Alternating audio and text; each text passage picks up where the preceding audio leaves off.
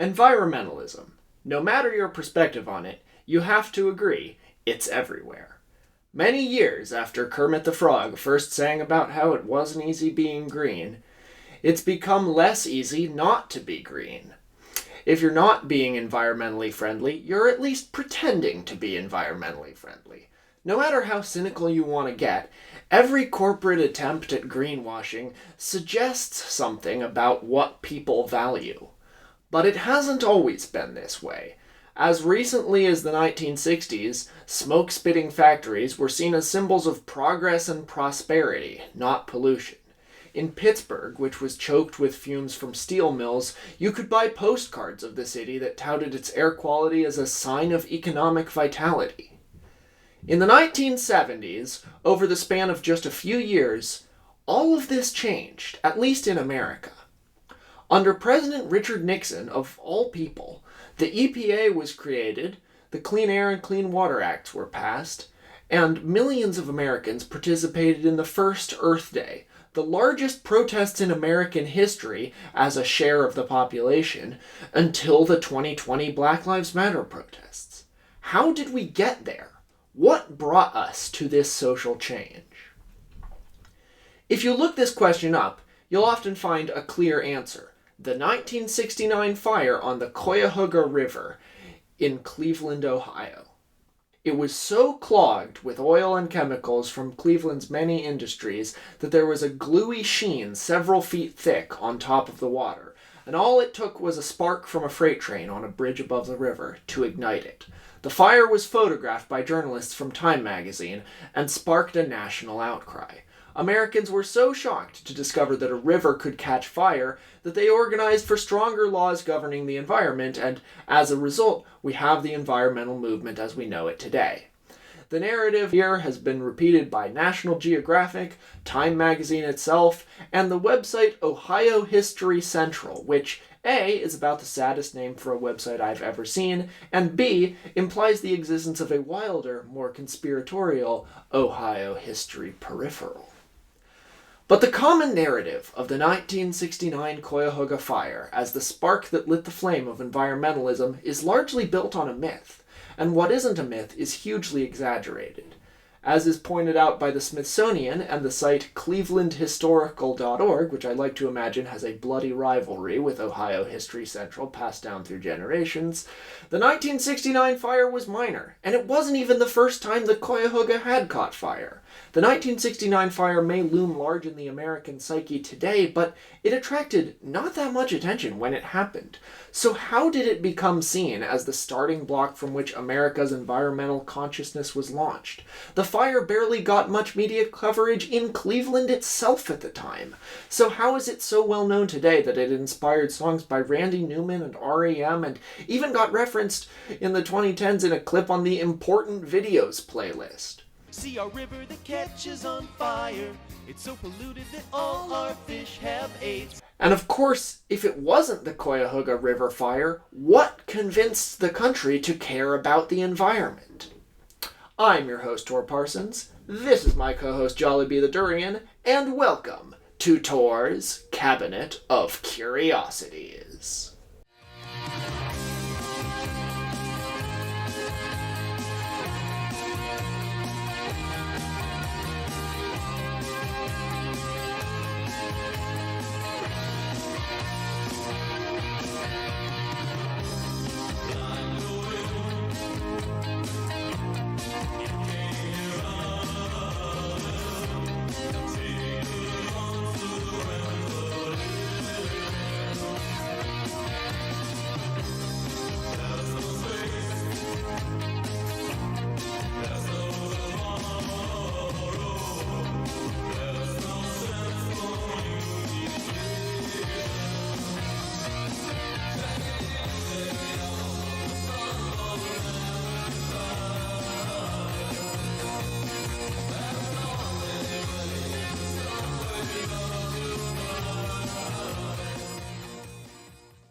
June 22nd, 1969, Cleveland, Ohio. The Stonewall Riots, another incident that grew in historical standing long after it happened, and one that can more accurately be said to have sparked a movement, are a week off from happening in New York. The moon landing will happen in a month, Woodstock in 2 more months. Charles Manson and the Zodiac Killer are at large in California. In Cleveland, another ordinary day is beginning. Everyone in Cleveland knows that the Cuyahoga is polluted. 2 years ago, the city elected Carl Stokes, the first black mayor of a major American city, on a platform that included river cleanup. Voters passed a $100 million bond initiative to clean the Cuyahoga, but to the thousands who work in the steel mills and freight depots along the river's shore, they can tell that isn't doing too well. The river bubbles like a witch's brew. Dead rats, inflated to the size of dogs by decomposition, float past steelworkers unloading iron ore from barges, who are warned that if they fall in with the rats, they'll go straight to the hospital. Around noon, a freight train on the Norfolk and Western Railway line crosses the river, throwing sparks off the rusty old bridge. To nobody's surprise, this ignites the ubiquitous oil slick on the surface of the river. A single fireboat from the Cleveland Fire Department and 1 land-based firefighter battalion arrive.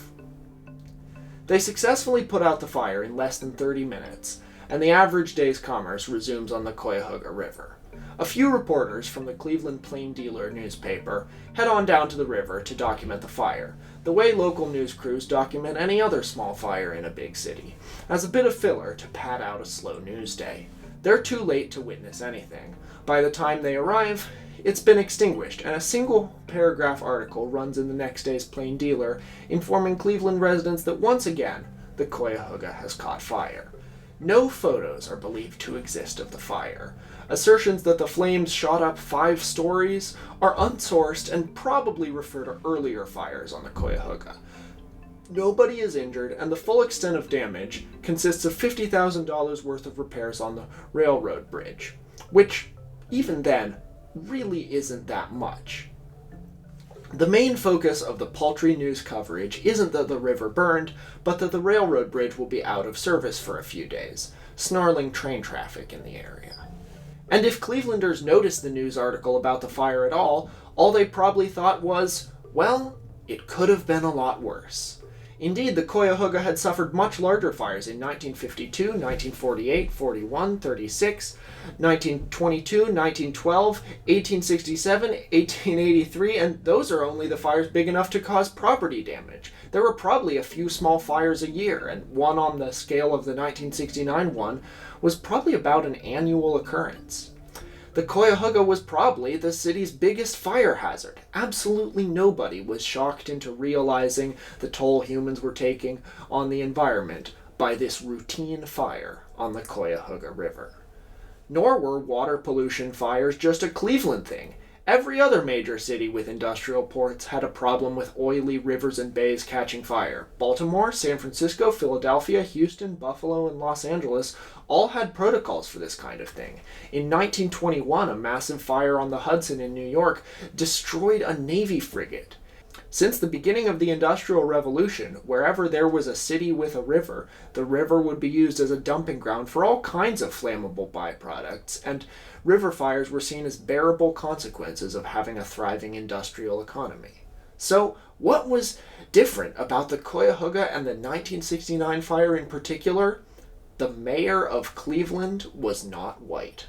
That's an oversimplification, but not by much. The last time Cleveland had attracted nationwide attention was 1967, when Carl Stokes was elected mayor.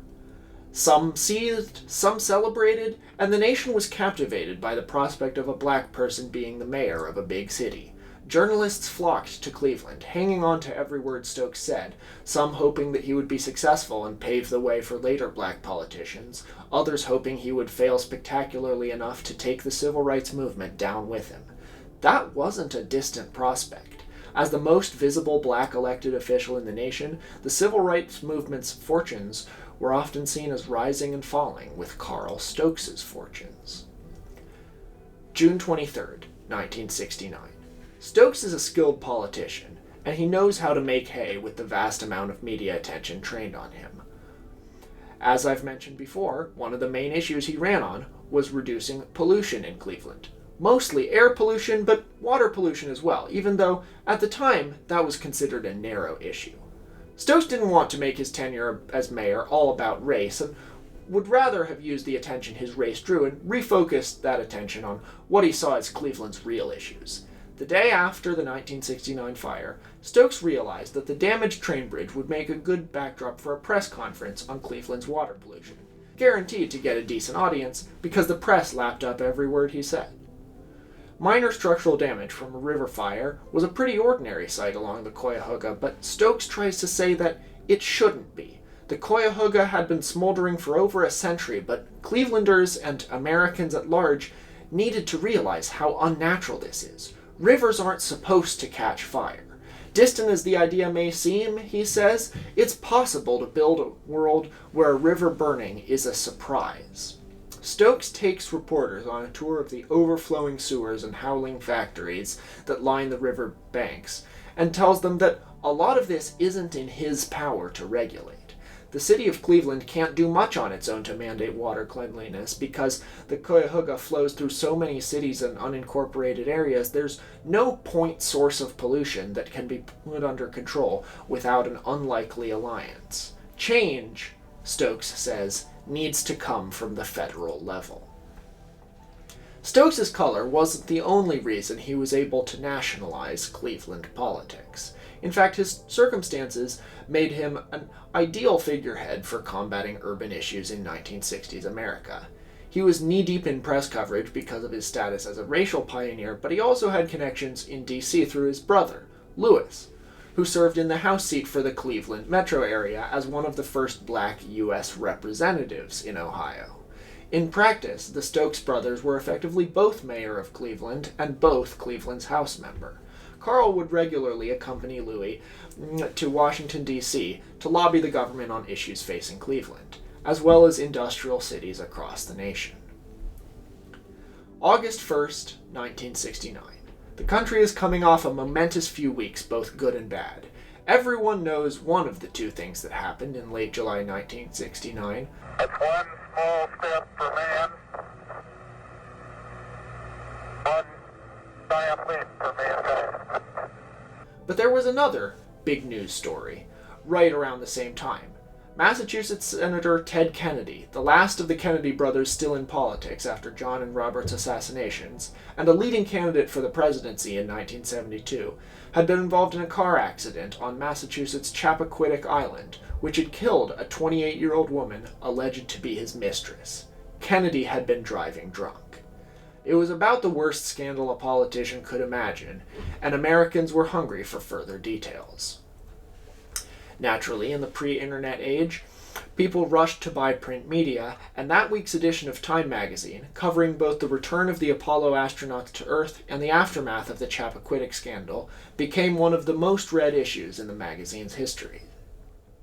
But, because of Carl and Louis Stokes' attempt at publicizing water pollution in Cleveland and beyond, that edition of Time also included a brief piece on the most recent Cuyahoga River fire, as part of Time's launch of a new environment section. With no photos of the 1969 fire to work with, Time's editors unearthed a photo of the much more serious 1952 fire, a dramatic scene showing the entire river engulfed in flames, surrounding a boat on all sides. Firefighters spray water from a bridge overhead. This photo got published without any caption at all and no indication that it came from 1952. Today, this photo is still usually misidentified as being the 1969 fire. The millions of Americans who bought the August 1st issue of Time to read about Apollo and Ted Kennedy saw the striking photo of the Cuyahoga on fire, had no reason to believe it wasn't from earlier that summer, and came away realizing that water pollution may not be a trivial issue after all. What happens next is not really related to the Cuyahoga fire, but it would be wrong to say the sensationalistic media coverage of the fire has nothing to do with what's beginning to happen. The next year, Wisconsin Senator Gaylord Nelson, whose name was Gaylord Nelson, organized the first Earth Day in April 1970, which became the largest protest America had ever seen, with the assistance of powerful union leader Walter Reuther. In Cleveland, thousands of students marched down to the banks of the Cuyahoga. By now a local symbol of environmental degradation, but not much more. Carl Stokes steps down as mayor in 1971 to join his brother in lobbying for federal environmental laws. While the Stokes brothers are largely remembered today for their support for the Clean Air and Clean Water Acts, Carl did often express his fears that environmental laws would stifle industry and attempts to reduce the wealth gap, because there was still a strong association between dirty industry and economic vitality. As a new issue in the political arena, the environment hadn't settled along left and right political lines the way it was today. The strongest proponent of the environment in 1970 may have been Republican President Nixon. He dedicated a third of his 1970 State of the Union address to the environment, and later that year, in response to Gaylord Nelson's Earth Day protests, Nixon created the EPA, which most of the Senate voted for. In 1972, the Stokes brothers' labors were rewarded by the passage of the Clean Air and Clean Water Acts, which included poverty alleviation clauses at their request. The latter act mandated that every river in the United States must be safe enough to swim and fish in by 1983, a goal that seemed nearly impossible at the time, but came pretty close to being reached. I once had a professor who tried to argue that Nixon was actually one of the most liberal presidents America ever had, and while that guy was definitely just trying to stir the pot and say something unpopular, I see what he was getting at. I don't think there's been a president before or since who has passed so much landmark environmental legislation. Over the next few years, people looked back and thought, how did this happen? How did we get so much environmental progress so quickly? As the Clean Air and Clean Water Acts faded further and further into the past, and America's city skies and urban rivers gradually became cleaner, a narrative took hold that clearly the environment must have reached a breaking point around 1969, when people became fed up. America must have been getting filthier and filthier until then, people believe now, and looking for a specific turning point that energized the nation, people who were alive in the 60s remember seeing the inaccurate photo of the blazing Cuyahoga in Time magazine. People who were in Congress around then might remember being approached by the Stokes brothers, soliciting votes for the Clean Water Act, leaning heavily into stories of the Cuyahoga's woes in their hometown. The burning Cuyahoga River began showing up in speeches and editorials about the environment around the country. With Nixon's environmental laws being largely successful, the prospect of a river burning became unheard of, an almost biblically apocalyptic world-turned-upside-down moment, and the Cuyahoga fire began to be remembered as a much larger event than it was. Inaccurate stories of the fire are all over the place, sometimes reinforced by people's false memories. A recent study found that almost everyone who was growing up in Cleveland in the 60s now has a memory of having witnessed the fire, or at least witnessing news coverage of it, even though very few people were actually on site when it happened, and it wasn't a major news story until months after the fact.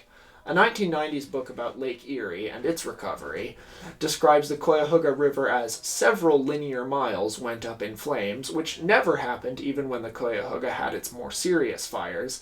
And in 2008, when Randy Newman was asked about the origin of his song Burn On, he said he wrote it after seeing the Cuyahoga burning on the nightly news. No TV news footage is believed to have ever been taken of any fire on the Cuyahoga. Which really shows the power of a media narrative, right? If you tell people that they should have remembered the 1969 fire as unique and shocking, they will. But regardless of its media attention or lack thereof, it wasn't the culmination of an America that was getting more and more polluted either. The last big fire on the Cuyahoga was in 1952. Before that, there was a bad fire just 4 years previously in 1948, and before that in 1941. The 1940s and 50s were the banner years for river fires in America, if we're going off the number and severity of fires. So the 1969 fire wasn't the peak of the degradation of America's rivers, but the last gasp of an era in which rivers were much more polluted than they were both in 1969 and today. America had started to deindustrialize by 1969 after all. Jobs were beginning to be shipped overseas, factories were beginning to automate. There weren't as many industries to foul the water as there had been just a few years before, and that had other effects on people. So that's a brief summary of how the Cuyahoga River story became so well known and how it wasn't the source of the American environmental movement, but then what was? If the Cuyahoga fire was just an example of historical retconning to provide a cute narrative, why did America suddenly begin caring so much about the environment in the 60s? Well, there was a lot of political upheaval in the 60s, obviously. I should probably play footage of an anti-Vietnam War march or The Times They Are A-Changin' by Bob Dylan, but those are just so cliched you can just imagine them in your head as I talk to you. But anti-war movements and black civil rights demonstrations and everything had been happening for decades. They just reached critical mass in the 60s. The environmental movement came out of nowhere. A few sources have put down America's newfound fascination with the environment around then to another major thing that was happening in the 60s, the space program. Just 6 months before the 1969 Cuyahoga fire, in December 1968, the crew of Apollo 8, who orbited the moon but didn't land on it, snapped a photo they called Earthrise, of the Earth half in shadow, rising above the moon's surface. Broadcast on TV, Americans and humans worldwide saw Earth from space for the first time ever, giving some a newfound sense of appreciation for the fragility of their home. People began to look around them and notice what they were doing to the planet. In the words of astronaut William Anders, who took the photo, "We set out to explore the moon, and instead we discovered the Earth." The most famous photo of Earth from space, the Blue Marble, was taken later in 1972, and it's still used as a symbol of peace and environmentalism, so there's something to that. But there's another possibility. In 1962, marine biologist Rachel Carson released a nonfiction book called Silent Spring, detailing the effect of pesticides on America's fish, bird, and insect populations. Written after years of research on the chemical industry, during which Carson had contracted breast cancer, possibly related, possibly not, Silent Spring got rave reviews.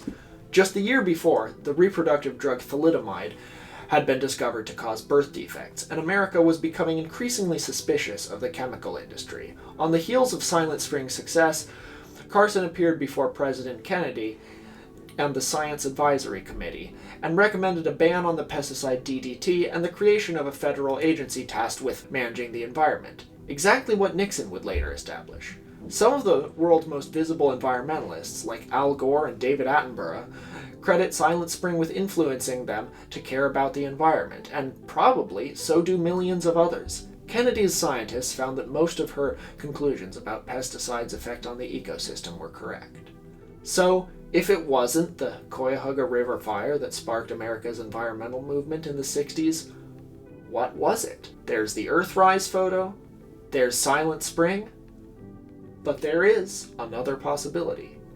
Americans were having the shit scared out of them about the environment in the 60s, largely due to a guy named Paul Ehrlich. Climate change deniers love Paul Ehrlich. A Stanford biologist in the 60s, Ehrlich became nationally famous for predicting the impending collapse of society due to unsustainable population growth, and a few decades later became famous for being completely wrong about everything and refusing to admit it. His 1968 bestseller, The Population Bomb, began with the words, "The battle to feed all of humanity is over. In the 1970s, hundreds of millions of people will starve to death in spite of any crash programs embarked upon now. At this late date, nothing can prevent a substantial increase in the world death rate." And he really meant this, and it seemed really believed it. He predicted that in the 1970s, 1 billion deaths would occur as a result of famine. Hundreds of millions would be Americans. The world could not support any more people than the 3 billion it had on it at the time, and pretty soon, we were all headed for disaster. This captivated America. Ehrlich was a vivid writer and a skilled publicist of his own work, regularly appearing on The Johnny Carson Show. He was a true household name. The Population Bomb sold millions of copies, alongside other pop science bestsellers that predicted a bleak environmental future for the world, including a book called Famine! 1975! America's Decision, Who Will Survive? Which, I can't help but read it like this. Famine! 1975, America's Decision, Who Will Survive? Famine! 1975, America's decision, who will survive? The idea of a materially starved future began taking hold in the American psyche, with movies like Soylent Green reinforcing the idea that before long there will be too many people and not enough food. In 1971, the sci-fi great Ursula K. Le Guin wrote the book The Lathe of Heaven, set in Portland in 2002. Her depiction of Portland in 2002 was about as populated as Portland really is today, except that a substantial percentage of the city, in her imagination, lived in a perpetual state of malnourishment, with children suffering from the disease kwashiorkor, really only seen in major famines in Africa. And before you say, I wish we'd listened to Paul Ehrlich back then, keep listening. Population growth did happen, in fact, a little bit faster than he predicted. He said we would reach 6 billion people by the end of the 20th century. By then it was close to 7 billion. But the consequences of population growth turned out to be miles away from what he expected. India, a country long wrecked by famines, hasn't had a serious food shortage in decades. The percentage of the global population that's malnourished has been cut in half. There are fewer food-insecure people on the planet in sheer numbers today than there were in Ehrlich's time, which is impressive given that there's more than twice as many people. All these years later, Ehrlich is still around, still promoting his long-debunked credo about how population growth will doom us all to famine. This is why climate change deniers love Paul Ehrlich. He's a perfect straw man, a debunked the end is near soothsayer who refuses to admit he's wrong. He's the perfect example of the sort of guy who tells you he's got a woolly mammoth in his garage, then when you ask to see it, he says it's an invisible mammoth, then when you say you'll scatter some flour on the floor so you can see its footprints, he says it's a hovering mammoth, then when you say, well, I'll just shave off some of its invisible fur as a souvenir, he says it's the non-woolly kind of woolly mammoth, and so on until you eventually get him to admit that all he has in his garage is the idea of a woolly mammoth in his head, but he will never admit to have misled you. So, Paul Ehrlich, for a time, may have influenced Americans to start caring more about the environment, but scaring the shit out of people is a really bad strategy, and I'm hard-pressed to believe that we got the EPA because of the population bomb. If you begin a book by saying we're all screwed and there's nothing we can do about it, how likely is that to move you to action? I'm a bit more given to believe there's a much broader reason why Americans began caring about the environment in the 60s, possibly so obvious it was never really noticed at all. Deindustrialization.